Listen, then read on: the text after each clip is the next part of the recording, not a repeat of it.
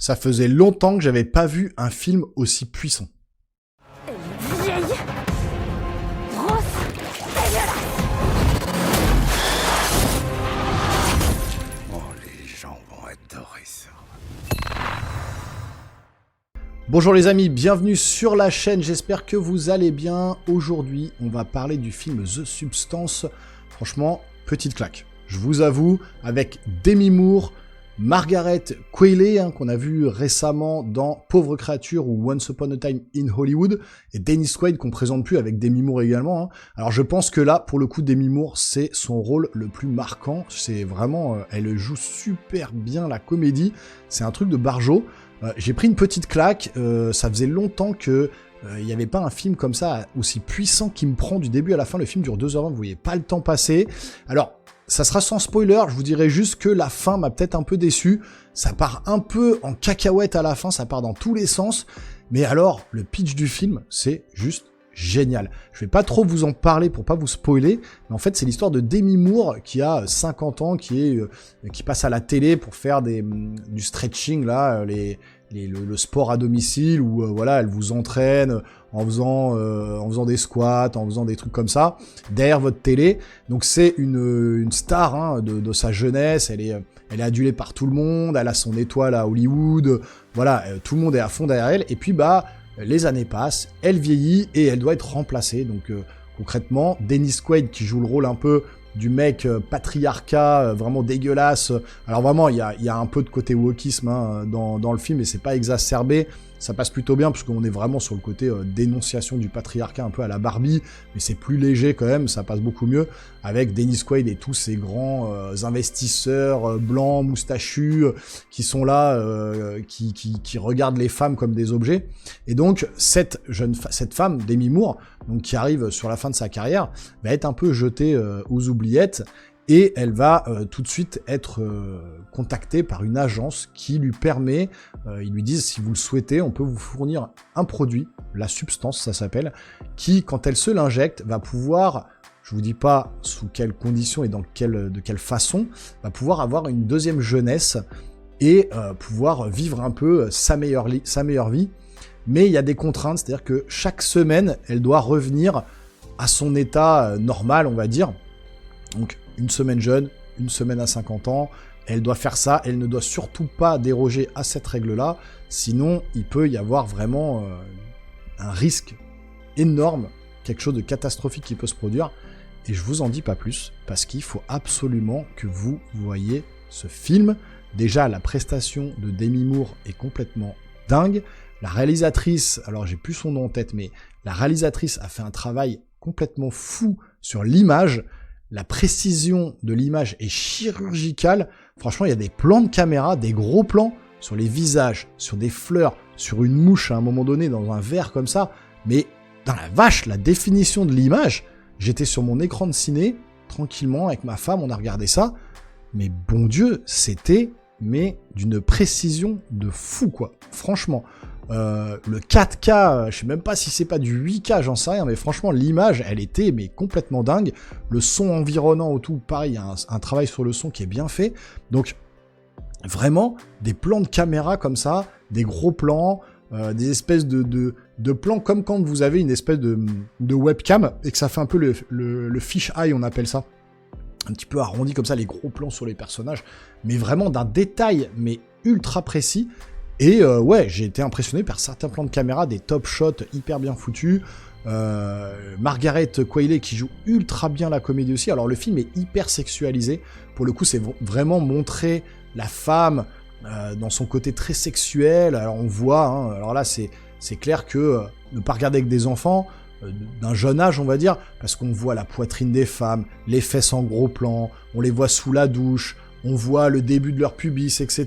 Donc il y a vraiment la volonté de la réalisatrice de montrer le corps des femmes tel qu'il est, à 50 ans. D'ailleurs, Demi Moore se montre entièrement nue à l'écran. Elle n'a pas peur de montrer qu'elle a vieilli, qu'elle a pris un peu de cellulite, etc., etc. Ça reste une très belle femme, faut pas déconner. Franchement, elle est magnifique. Et le truc, c'est qu'elle ne se sent pas du tout bien dans sa peau. Et c'est pour montrer aussi toute cette image de notre société actuelle où les femmes doivent toujours être botoxée, se mettre des implants mammaires, se faire de la liposuction, être toujours plus jeune, plus belle. Donc ça dénonce un petit peu ce côté justement chirurgie esthétique à tout prix pour ne pas vieillir, la peur de vieillir chez la femme et dans notre société un peu jet set on va dire. Donc avec ces stars comme Demi Moore qui pourraient être associées justement à cette star de la télévision qu'on voit dans le film, qui n'a pas envie de vieillir, qui n'a pas envie de montrer ses rides, voilà, sa cellulite, etc. Et donc de l'autre côté on a cette Margaret Qualley qui a un corps mais divin franchement. Alors peut-être retouché numériquement pour vraiment atteindre la perfection à l'écran, je sais pas si elle est vraiment comme ça, parce que voilà, on n'a pas vu cette femme nue, là on la voit à l'écran, est-ce que c'est vraiment sa poitrine, est-ce que ça a été retouché un petit peu numériquement, j'en sais rien, en tout cas effectivement elle représente la femme parfaite à l'écran, et ça montre cette hypersexualisation, même dans les plans où elle va faire justement ses émissions de télé, de stretching, de sport à domicile, où vraiment on voit les gros plans, un petit peu le clip de Call on Me là, d'Eric Prydz, on dirait vraiment ce côté un petit peu très marqué comme ça, où voilà, c'est pas avec un plaisir non dissimulé que vous regardez un peu ça en disant waouh quand même, les filles elles sont vraiment bien foutues, mais bon, c'est fait exprès pour justement vous montrer ce côté jeunesse exacerbé, les jeunes qui se lâchent complètement, etc. Donc je pense que la réalisatrice, c'était vraiment voulu de sa part. Ça m'a fait penser un peu ce film, un peu à Love Lies Bleeding. Je vous ai fait une critique sur ce film qui était excellent aussi, vraiment, qui retournait la tête et qui était très original. Et ben là, on retrouve un petit peu ce côté-là. Alors, matinée de science-fiction, pour le coup, parce qu'on va être un peu presque dans un huis clos, parce qu'on va suivre Demi Moore à domicile, pendant que le double un petit peu jeune va, elle, pouvoir vivre un petit peu sa vie à l'extérieur. Et donc, il y a ce côté un petit peu huis clos, un petit peu horreur, effectivement, plus même à la fin qui tend vers la science-fiction, vers le fantastique, je dirais pas science-fiction, vers le côté fantastique. Et c'est peut-être ce qui m'a un peu dérangé sur la fin. Il y a des scènes très gore. Vraiment, elle a été au bout des choses, la réalisatrice. Il y a des trucs où, waouh, autant, vous voyez, Terrifier 3, je l'ai vu, c'était dégueulasse, mais ça restait sur le ton comique. Autant là, il y a le côté dramatique qui rentre en jeu, vraiment, avec, voilà, cette descente aux enfers de Demi Moore, là, qui sait plus comment revenir à la réalité. Et le côté un peu dramatique, réaliste, pour le coup, quand il y a des scènes un peu gore à l'écran, parce qu'il y a vraiment des scènes où elle y allait à fond. Elle y allait à fond en termes de sang, en termes de violence. Bon, elle y va, c'est parti. Et il y a certaines choses qui se passent à l'écran, des articulations qui se décrochent, des trucs comme ça qui vous fait grincer des dents. J'étais là, ah d'accord, ok, c'est un peu chaud à regarder. Et pour le coup, j'ai vraiment bien aimé ma séance. C'était vraiment le kiff. Maintenant, je vous dis, la fin du film reste un peu trop fantastique à mon goût. Ça reste un petit peu trop... elle en fait beaucoup trop à la fin. Ça part un peu en live. On se dit, oh non, mais là, ça va trop loin, c'est dommage, elle aurait dû rester concentrée sur, voilà, le milieu du film. En fait, le début du film, ça vous introduit vraiment le personnage. Le milieu du film, vous êtes vraiment dedans, vous voyez pas le temps passer, vous dites, mais comment elle va s'en sortir? Qu'est-ce qui va se passer?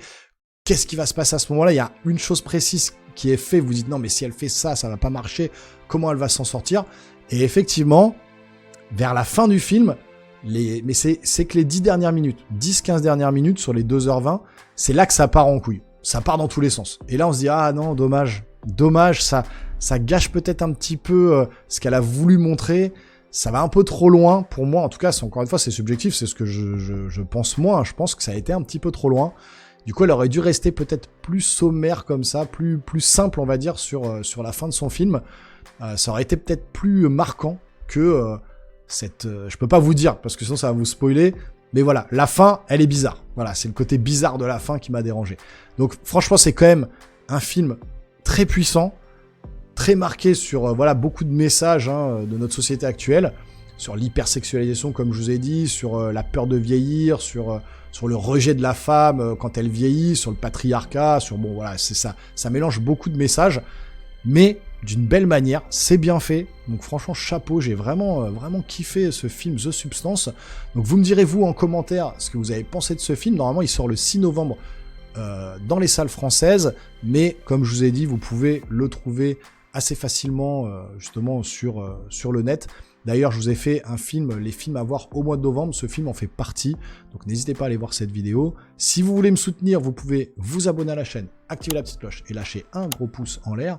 Et nous les geeks, on se revoit très rapidement sur une prochaine vidéo. Portez-vous bien surtout. Ciao ciao.